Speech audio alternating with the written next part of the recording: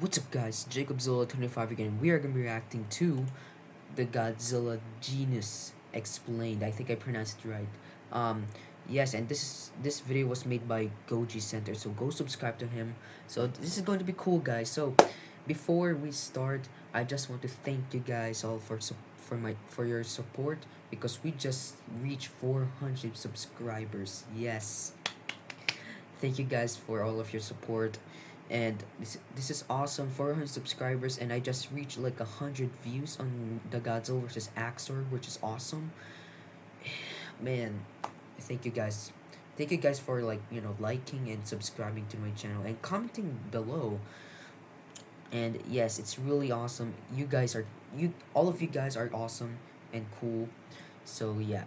Anyways, guys, let's get started. And if you guys want to see more Godzilla reaction videos, let me know in the comments below, and remember to subscribe to the channel if you guys are new, and even like this video guys. So let's get started.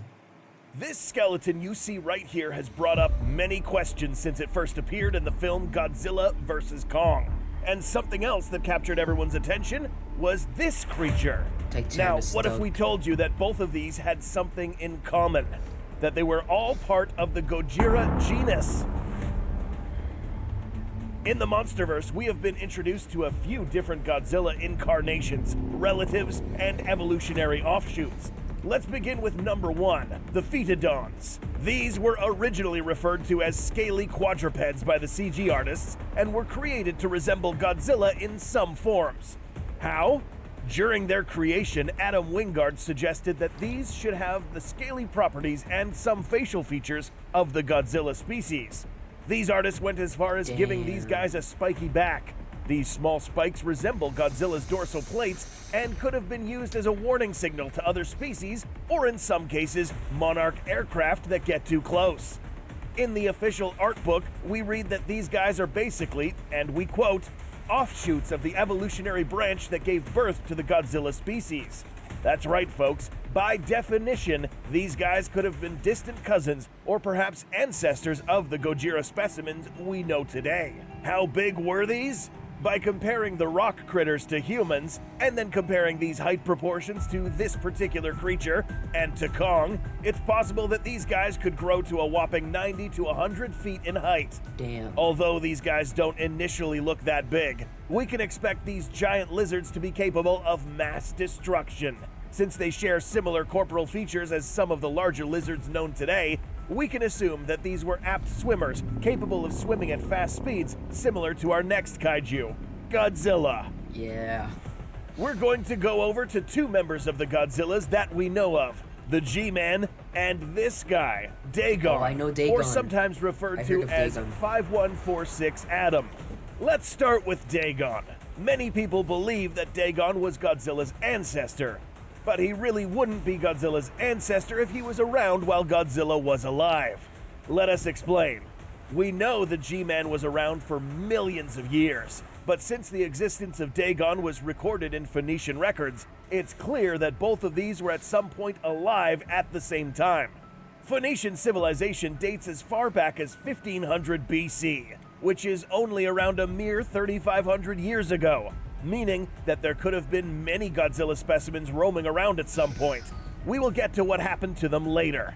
From the descriptions we have seen from these Phoenician tablets, Dagon was probably not as large as the G-Man we know today. Note that his dorsal plates were just as similar as the G-Man's back in 2014. His posture was a bit more hunched and was greener in appearance, certainly not as built as the 2019 incarnation of Godzilla. This suggests that this was perhaps a younger Godzilla specimen. It's possible that younger specimens had a much more difficult time growing up than the more mature Gojiras. Remember that these had some dangerous opponents going around, especially these guys, Mutos. A pair of these could have easily brought down a younger Godzilla, but this pair is not as dangerous as a Muto Prime, equipped with all sorts of weapons to bring down a Godzilla specimen. Which is exactly what happened to Dagon. Watch our video explaining this gruesome process in more detail. We can only assume that the rest of the Godzilla species that were alive in the past few millennia were wiped out by the Mutos, except one. Now let's talk about the modern G-Man, who has seen tremendous amounts of bodily change within a span of 5 years. In the mid-1900s, the G-Man woke up to a different environment than he was used to millions of years ago. The atomic age was born. Between 2014 and 2019, the constant levels of radiation led to a much more rapid evolutionary development for the G-Man's body. The same would have happened to Dagon, but as mentioned previously, he died before radiation levels in the surface were close to the levels in the hollow Earth. Let's talk about these dorsals. While it is true that its battle with the Muto Prime had something to do with its dorsals changing shape, this is not the complete explanation. These dorsals would have eventually changed either way, only when the Godzilla reaches a particular point in maturity. How do we know this? Let's go back to this scene in Godzilla vs. Kong. Take a close look at this axe. This axe blade strongly resembles the G-Man's dorsals. We know this plate did not come from the G-Man, but it did come from an already mature Godzilla. This axe blade was pretty big, similar to the size of the G-Man's own dorsal plates. This means that Godzilla specimens in the hollow Earth were capable of growing this large thanks to the hollow Earth energy, which was as strong or even stronger than the radiation levels on the surface. Godzilla in 2019 is the largest in the monsterverse, measuring 393 feet in height and weighing 99,000 tons. Now, can he grow even larger? The answer is, or should be, yes. Yeah. Before we talk about the largest possible specimen in the Godzilla genus, let's first go over one important biological fact about this animal classification. Every animal that exists today will fall under one of these classifications. The G-Man would then classify under here, the reptiles. This is the key to understanding their growth. If you didn't know, reptiles have some of the longest lifespans in the animal kingdom. In addition to that, some reptiles, especially lizards, are known as indeterminate growers, meaning that they will continue to grow until they die. We don't know how long Godzilla has left, but we do know for sure that he will continue growing. But how big? Let's now talk about the next and possibly largest Gojira specimen. Mega Goji. Here we have a skull that resembles the G-Man and one that resembles Kong's. Now let's grab this skull, compare it to Kong's, and now place it on our analysis platform. Although this does not look too much like a Godzilla skull, it might only mean that this is a Godzilla. Damn, that skull is so big. Relative, similar to the Pterodon, except these guys were much bigger. In the official novelization, Eileen Andrews observed these skeletons from the heave. These, in her mind, were creatures similar to the Godzilla species. She also mentions that these were similar to what was found earlier in the Philippines, referring to Dagon's skeleton. So, what is this thing? This is just a theory, but it's likely that, like the Pterodons, this is another offshoot of the evolutionary tree that gave birth to a perfected Godzilla species. We can tell it's a relative thanks to these canines that are discreetly present in all Gojira relatives, including the G-Man and even the Pterodons.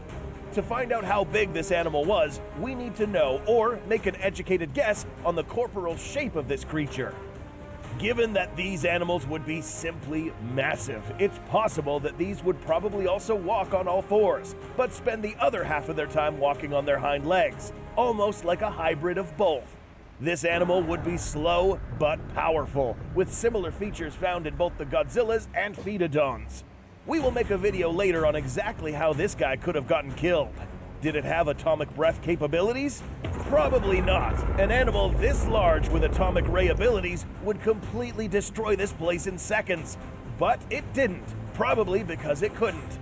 Whereas a smaller Godzilla managed to blast a hole right through it while being on the Earth's crust. Even without this ability, the proportions of this animal's skull could only mean that this Titan could have been the largest we have seen so far. If the G-Man ever grows this large, it would have lost its capability to move and fight as well as he does now. That said, the Godzilla species is the product of a refined evolutionary process, producing a Titan with the perfect size, weight, and abilities that make it the most powerful Titan in the monsterverse. In review, we learned that the Pterodons, Godzilla, and these large unnamed species are all in the same family. We also learned that the Godzilla species evolve over time depending on their environment and could grow to larger proportions. And finally, because there are different offshoots of this genus, it is more than likely that there are even more ancient Godzilla relatives that fill these gaps. Do you think we will ever see these guys again in a future MonsterVerse film?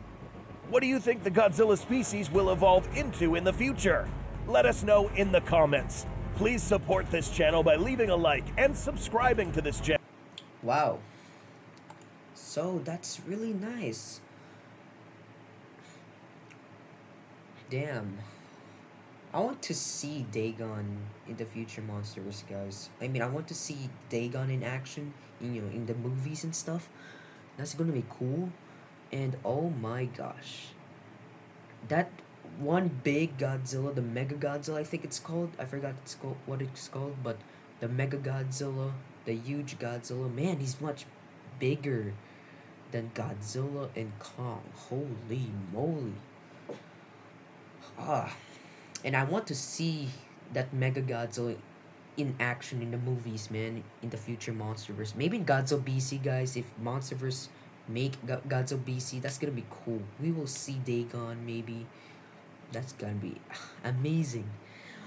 Wow. And yeah, and I give that video a 10 out of 10 for me, guys. Goji Center's videos are really awesome.